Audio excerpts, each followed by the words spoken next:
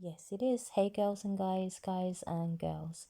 Okay, so this is a dream from the 12th to the 13th. Okay, so they're in the early morning. Okay, but I always kind of put it from the 12th because the night time to the next morning. So 12, 13. Okay, and yeah, I'm gonna get into the dream. It has two meanings. One is a personal meaning to me, and the other meaning is kind of me as well, but for others. Okay, so the meaning that's for me, I'm not going to get into, obviously, because that's my business. But the other meaning isn't so, what's the word I'm looking for? So intimate to me. Okay, so let's get into this dream. So I was on a bus, and I was on the bus with Chris Brown. Okay, and someone else was there as well riding with me, but they blurred out, like I couldn't see their faces properly.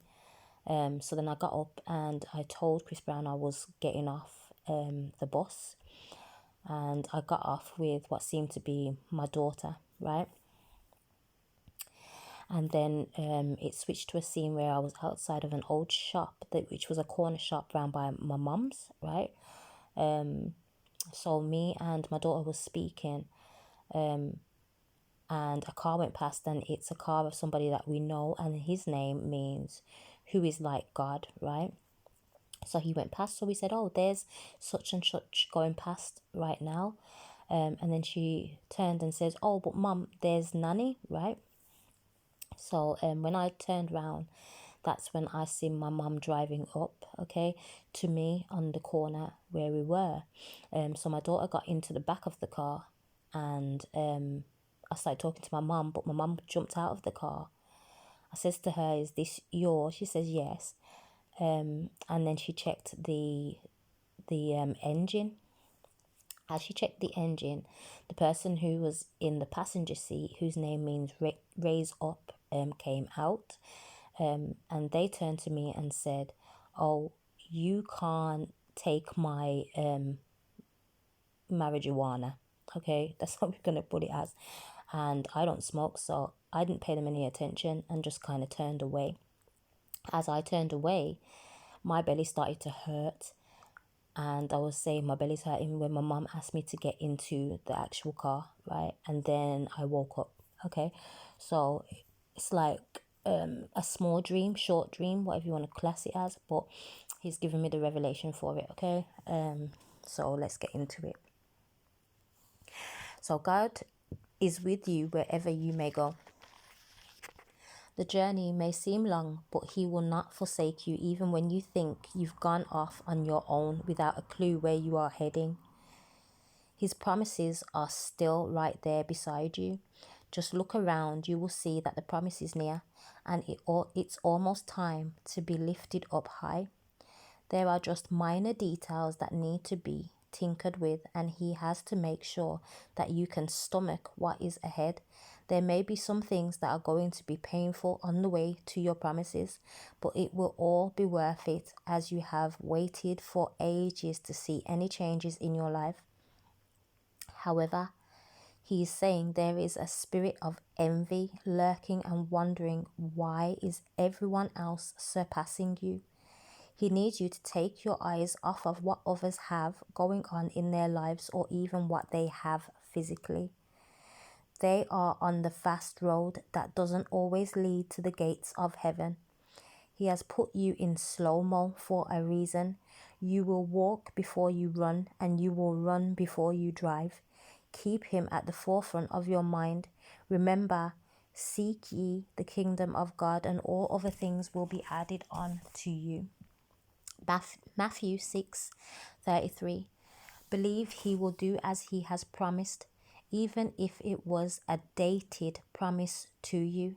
He doesn't go back on His word, and His promises are yes and amen. 2 Corinthians 1:20.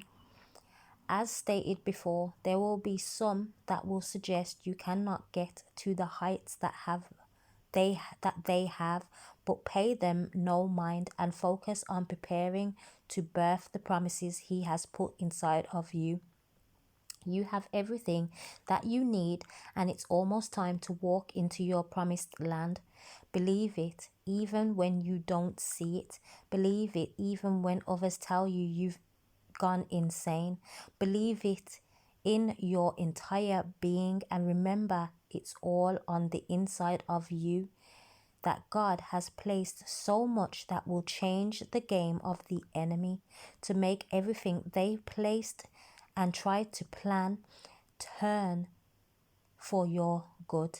Sing, rejoice, and give thanks in His presence in this moment, for it's on the way. Skirt, skirt.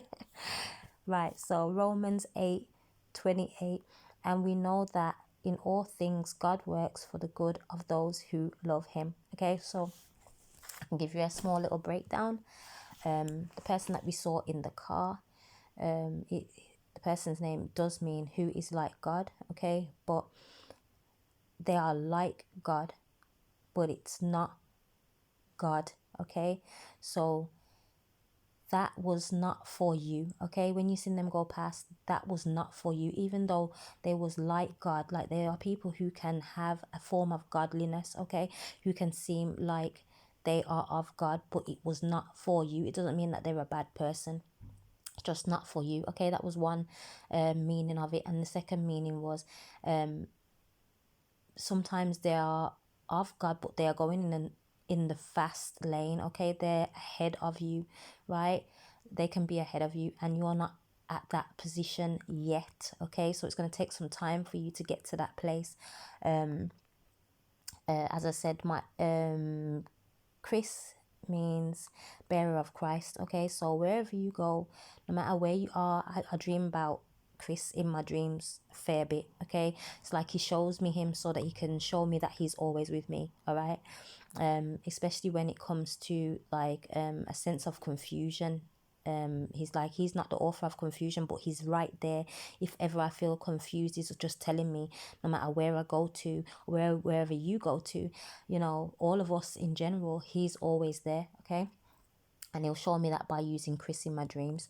And what else was there that I needed to explain?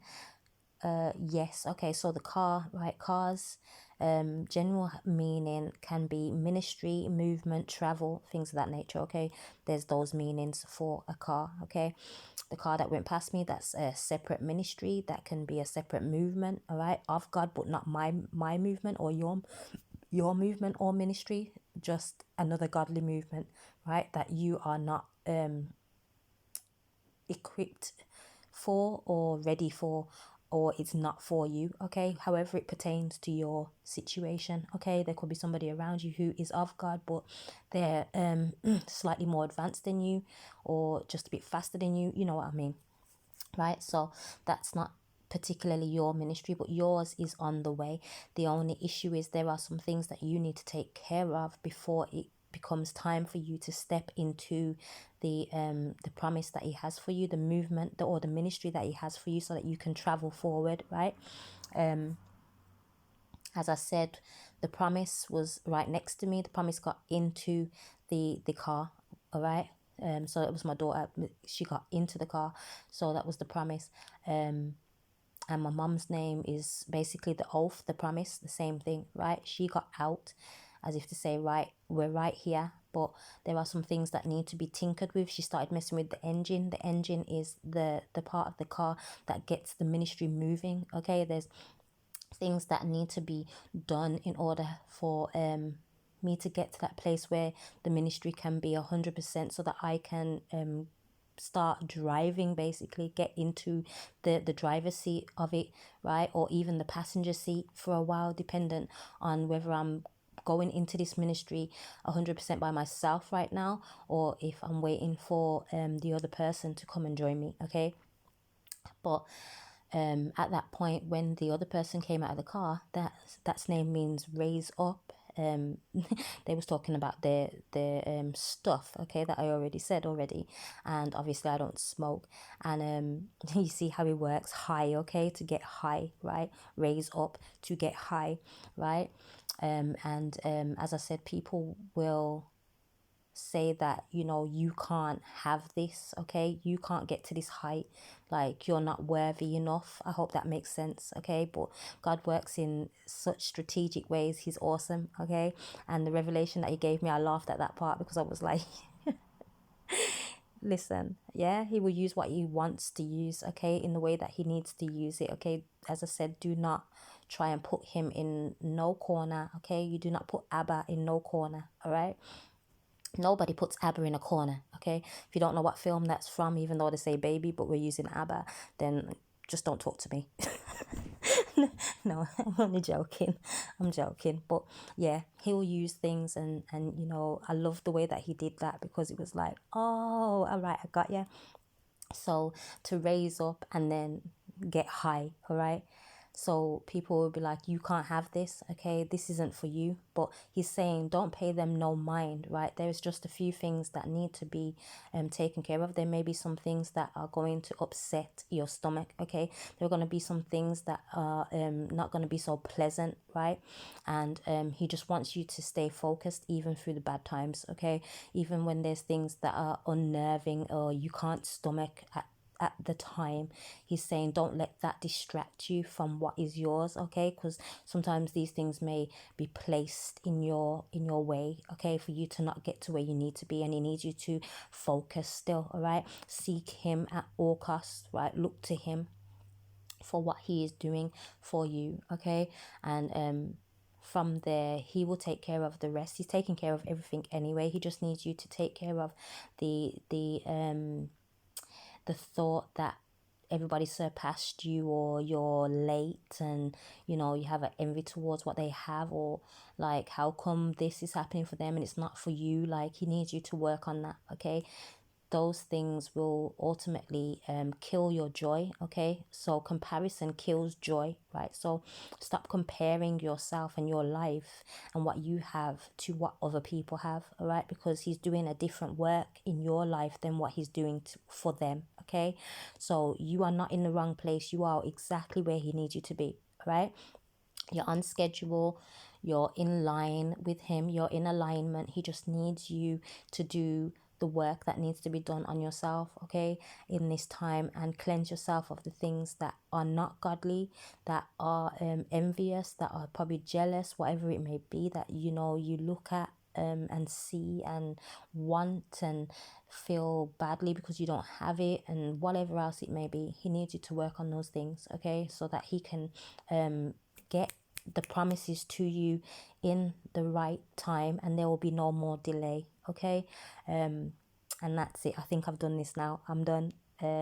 So yeah, I hope whoever this is for, including myself, that we get it together, all right?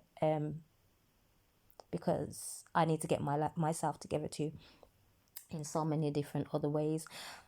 Boy, listen, like, sometimes life can throw like how many curveballs, and you're just like, what even is this, right? And that's okay, okay?